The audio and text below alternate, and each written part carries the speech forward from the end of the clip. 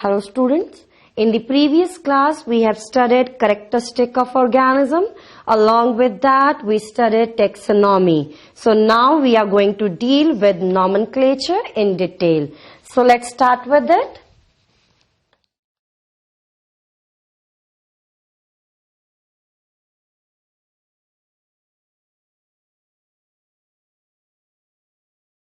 Nomenclature, as the name suggests, it deals with the naming of organism. It deals with providing name to the organism. So first of all, we will write the definition for nomenclature. Providing specific, distinguishing name for each and every organism. For each and every organism is nomenclature. Now, under the nomenclature, we are going to study two types of the names. One is vernacular and another one is scientific name.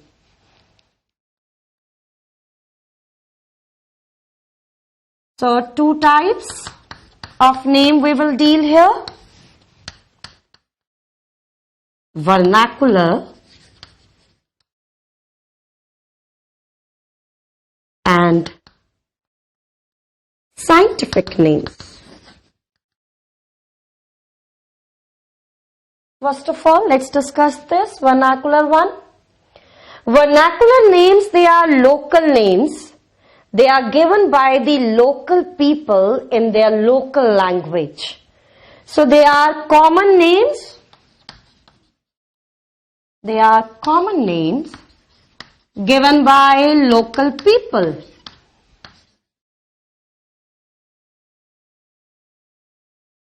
Given by local people in their local language.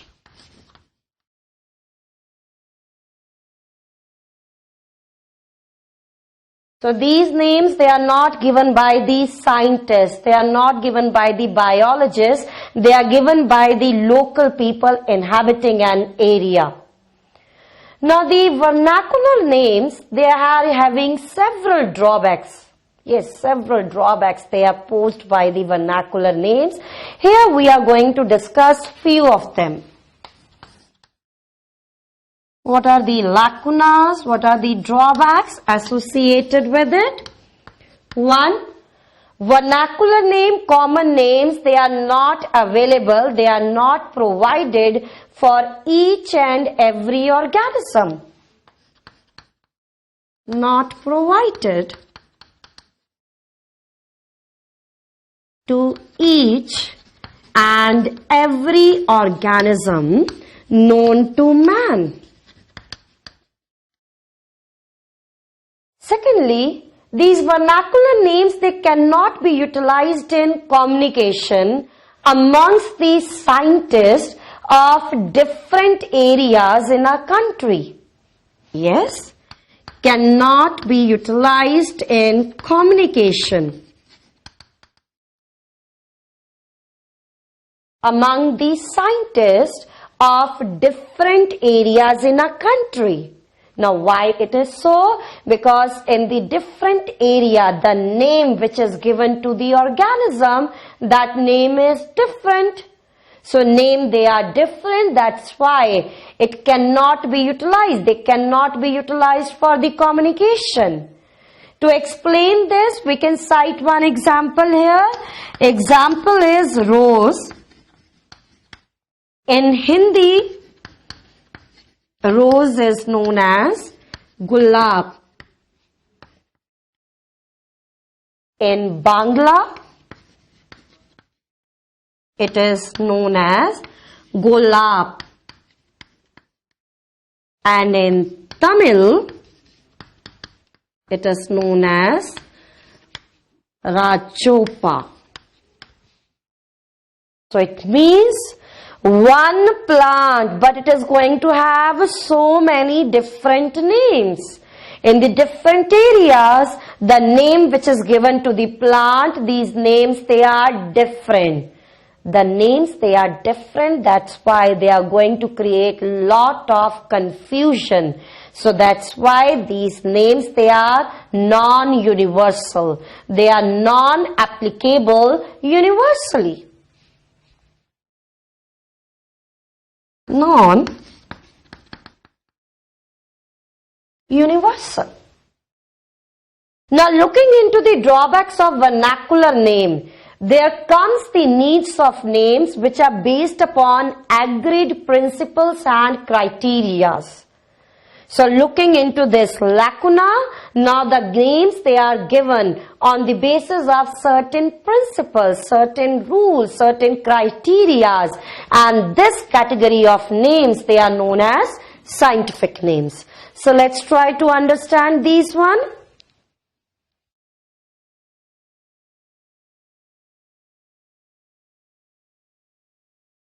So now the scientific names.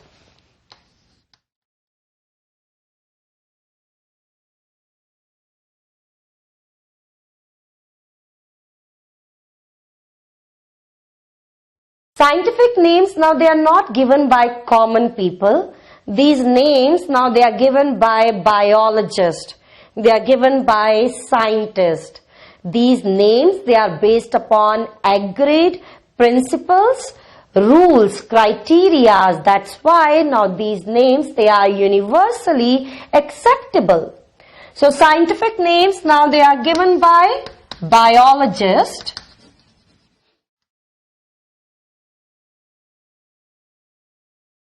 They are based upon agreed rules and criteria.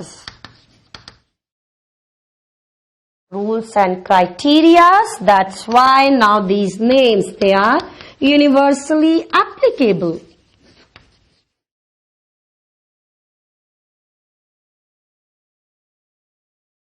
Now we have to deal with these scientific names. For providing the scientific names, we will deal two systems here. One is binomial nomenclature and another one is trinomial nomenclature. So providing these scientific names, I am going to deal with two systems. One, binomial nomenclature. Second,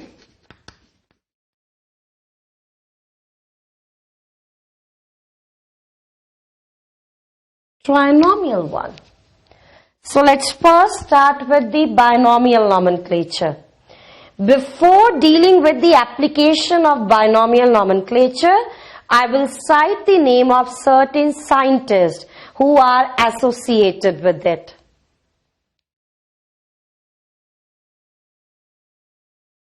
If I will ask one question here, who has proposed binomial nomenclature?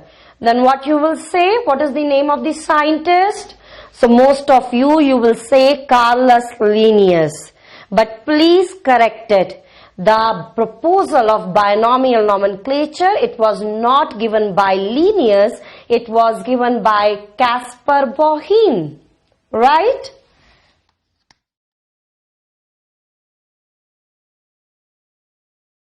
Proposal was given by scientist, that is Caspar Bohin. Caspar Bohin gave the proposal in a book. Yes, in a book, that is Pinax, in the year 1623, right? So who gave the proposal of binomial nomenclature? It is not Linnaeus, it is Caspar Bohin. Proposal was given by Caspar Bohin, but the complete rules and regulation, principles, how to utilize the binomial nomenclature, this was done by Carolus Linnaeus. Due to this contribution towards the taxonomy, Carolus Linnaeus is also known as father of taxonomy. So after this, principles, they were given by Carolus Linnaeus in the book Philosophica Botanica.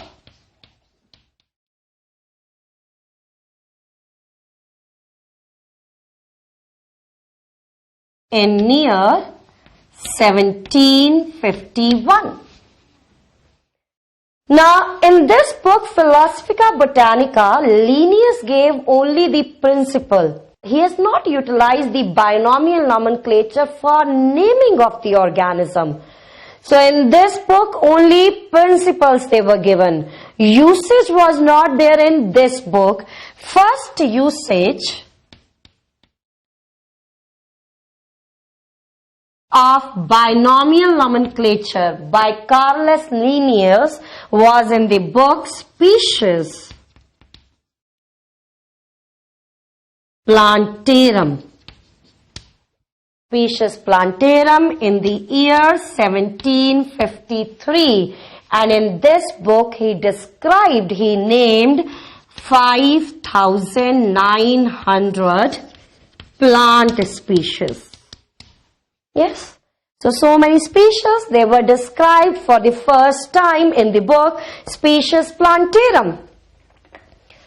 Now the second usage.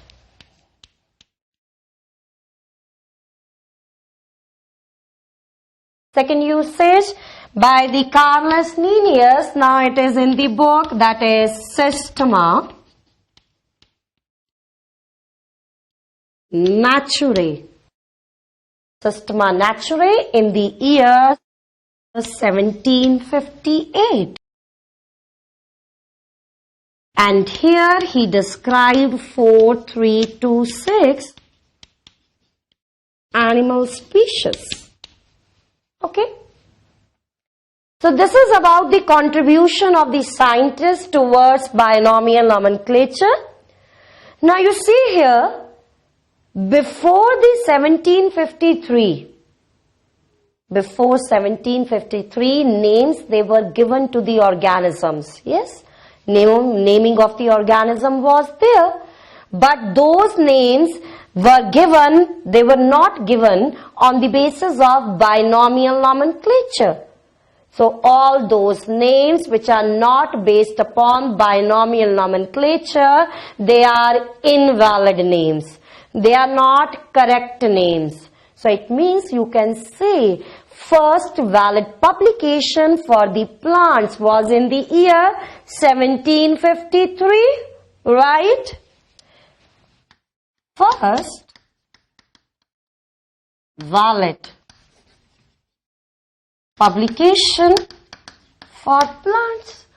Similarly, same condition is here also. First valid publication for animals was in the year 1758, and the names which were given prior to it, all those names, they are invalid names. So this is first valid publication for animals. Got this?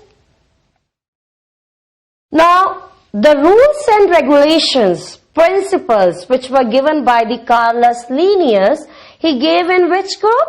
Which book? Philosophica Botanica. The rules which he gave in Philosophica Botanica, now these rules were modified. Yes, these rules were modified, they were revised, and now they are placed under the codes. And today there are 5 codes which deals with standardization of scientific names. So let's see what are these codes and how these 5 codes they deal with the standardization. So rules which were given by the Linnaeus in the book Philosophica Botanica, these rules were revised, they were modified, And after that, these rules, they were placed in codes. And these codes now they are utilized for standardization of names. So here we are going to deal with 5 codes for standardization of names. Yes. So now these 5 codes, we are going to write it down here. We will be writing down here. 1. For naming of plants, the principles which are used, these principles, they are placed inside the code, that is ICBN. Yes, can you tell me the full form? It is International Code for Botanical Nomenclature. International Code of Botanical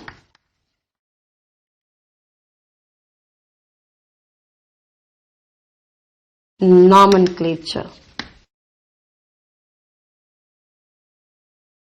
For naming of cultivated plants, now this code is not utilized. There is utilization of different code. For cultivated plants, different code is utilized, that is ICNCP. Yes, ICNCP, that is International Code for Nomenclature of Cultivated Plants. Yes, write it yourself. International Code for Nomenclature of Cultivated Plants. Yes. Now for naming of animals.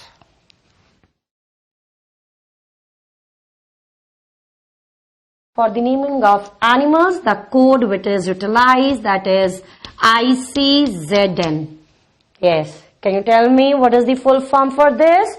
International Code for Nomenclature for Zoological Nomenclature.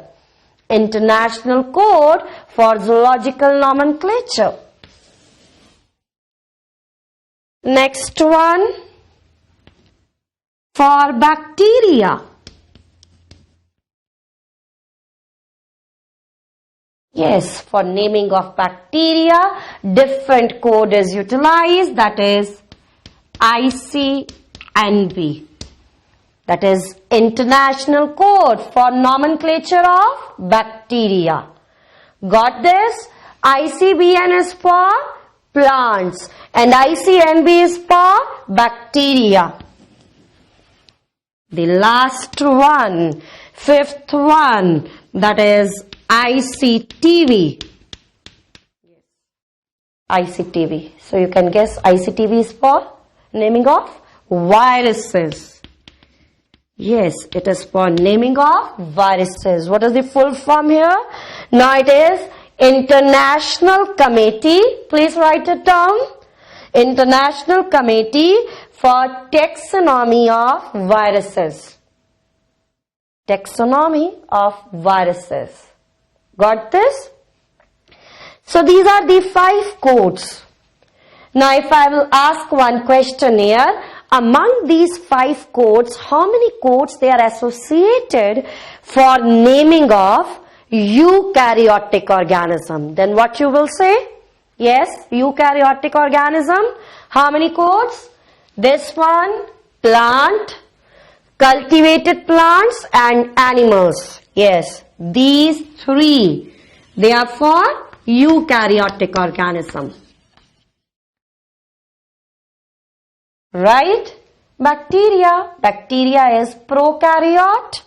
ICTV, this is for viruses, and viruses, they are at the borderline of living and non-living. Right? Now we have to discuss the binomial nomenclature. The rules of binomial nomenclature here.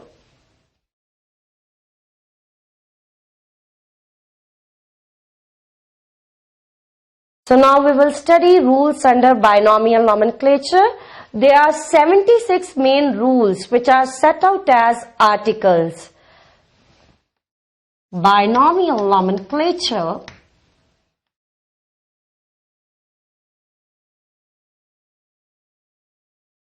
Under binomial nomenclature, there are 76 main rules.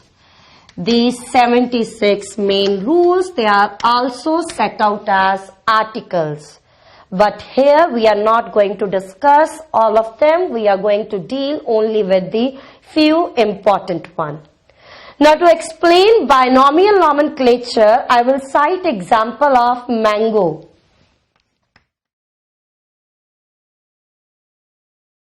Yes, can you tell me what is the scientific name for mango?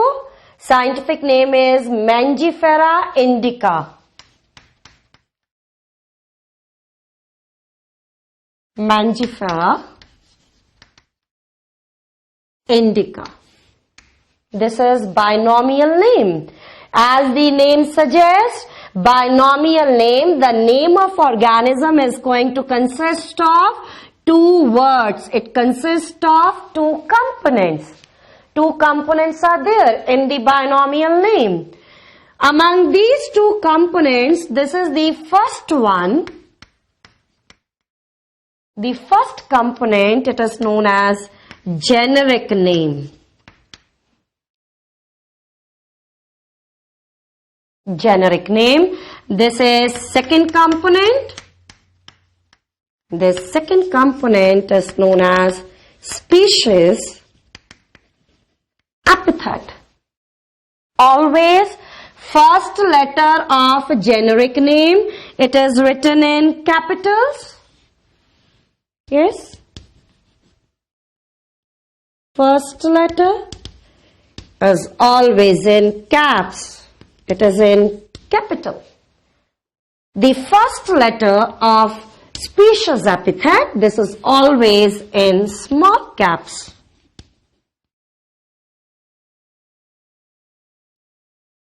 Whenever this scientific name is handwritten, it is always underlined. Yes, the two components of the scientific name, they are separately underlined. Whenever handwritten, the two components, they are underlined separately.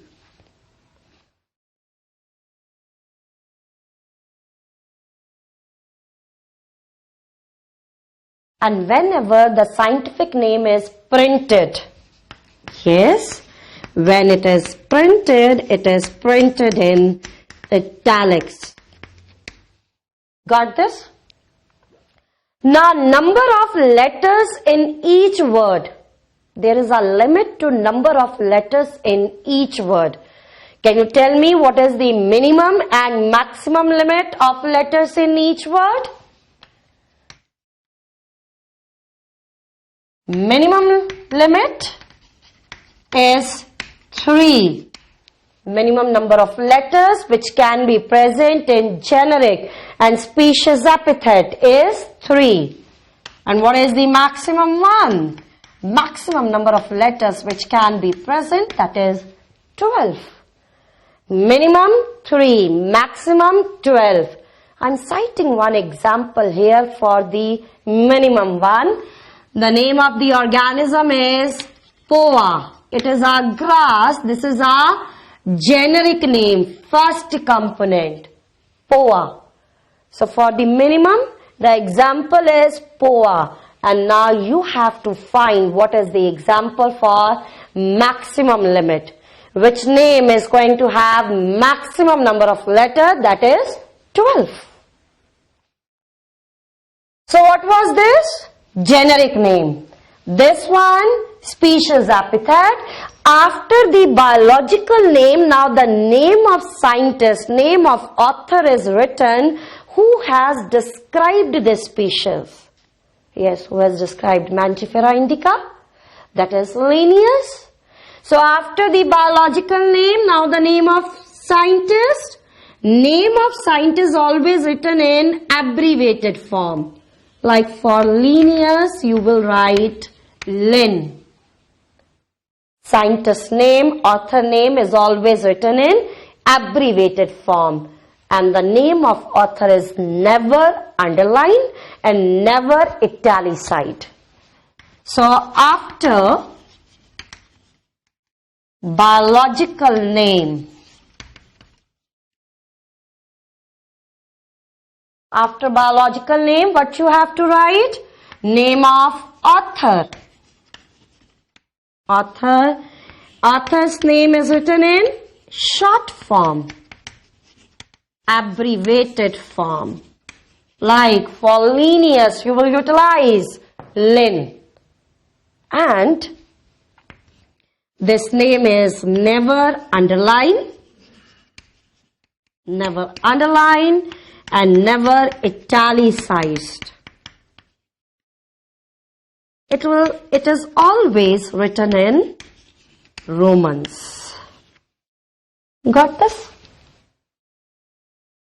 Now, in the binomial nomenclature, now we are going to deal with one of the important rule, one of the most important one, that is principle of priority or rule of priority.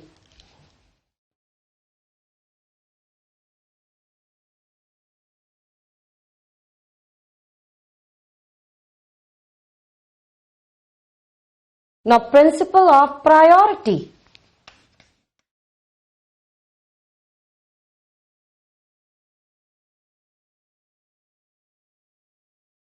To explain principle of priority, I will cite one example here. Example of fungi. For a fungi, two valid names they were given. Yes, for a single fungi, for a single organism, two names they were given. One is Albugo candida and the another one is Cystopus candidus. Now, among these two names, which name is correct name? Yes, how we will decide which name is correct one?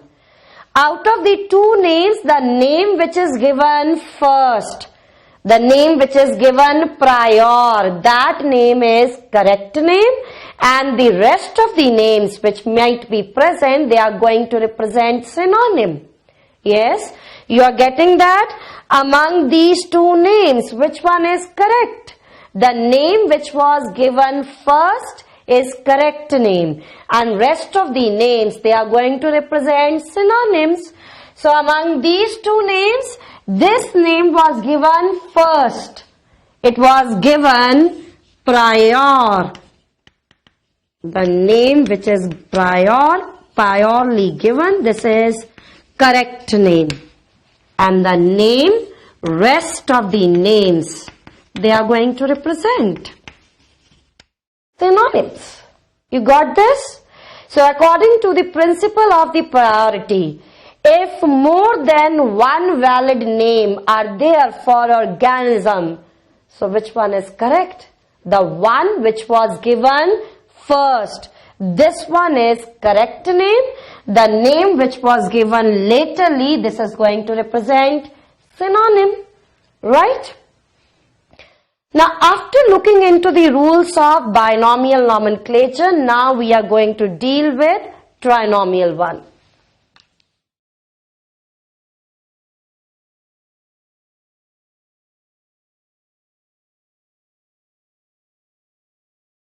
Trinomial nomenclature, it was given by Lamarck.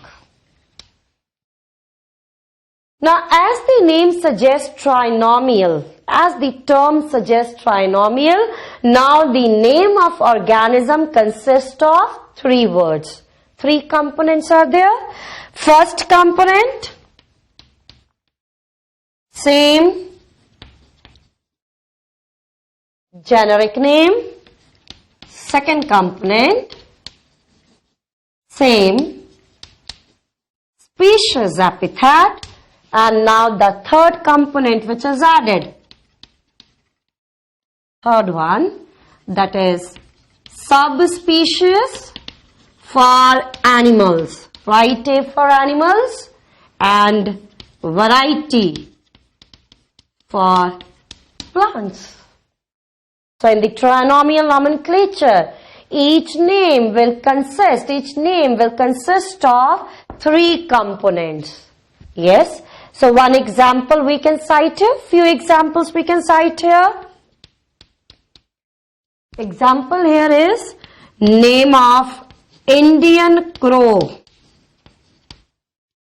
Yes, scientific name of Indian crow, that is Corvus splendens.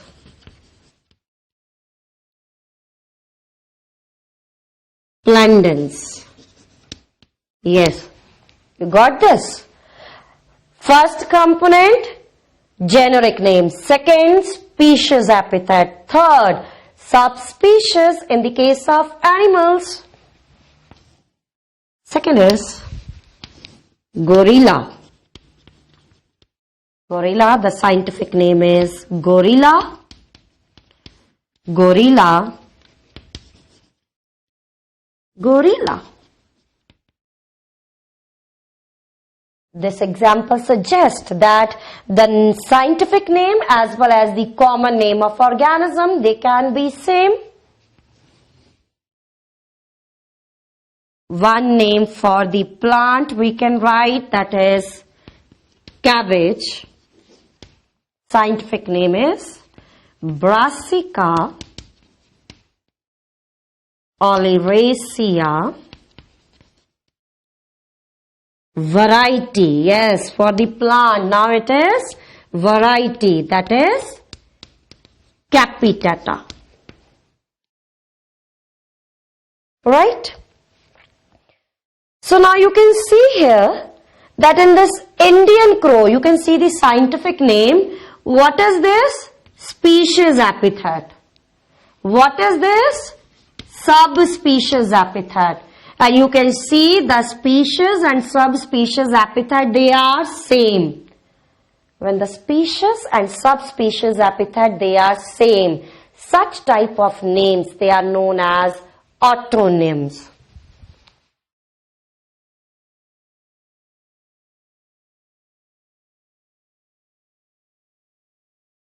Species and subspecies epithet, they are same. This is going to represent autonym. Subspecies, or it can be even variety. Right?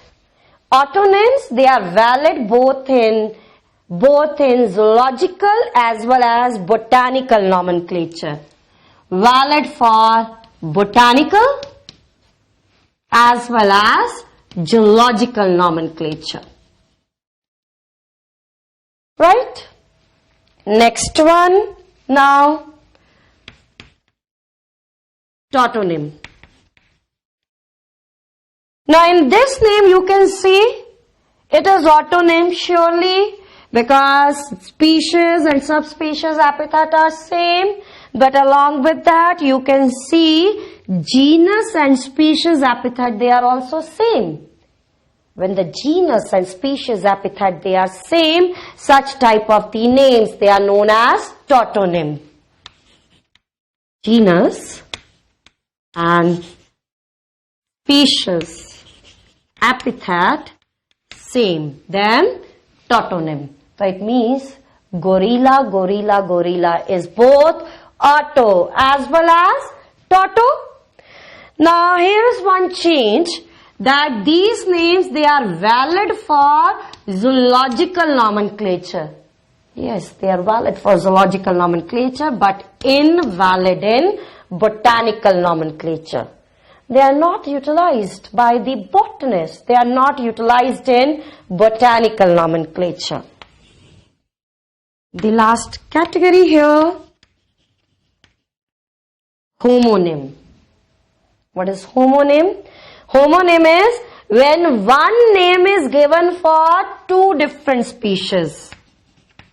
एक नाम दो different species के लिए, दो different organisms के लिए.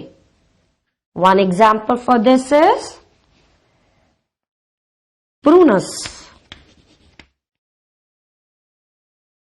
dulcis. Prunus dulcis, scientific name. Earlier it was given both for the almond as well as plum. Surely one name cannot be utilized for two different plants, two different living types, so these names, they are invalid. Surely they are invalid both in the botanical as well as zoological nomenclature. They are not valid both in the botanical as well as zoological nomenclature. So now what is done? What has been done?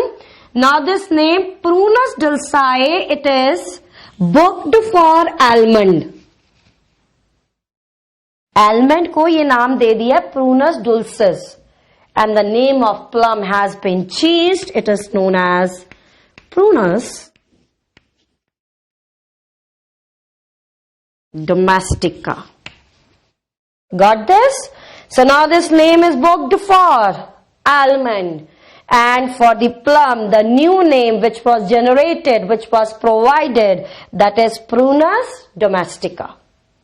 So this is clear. So here we have studied synonym, autonym, tautonym and homonym. Now after the nomenclature, binomial and terminal, now we are going to study taxonomic hierarchy, right?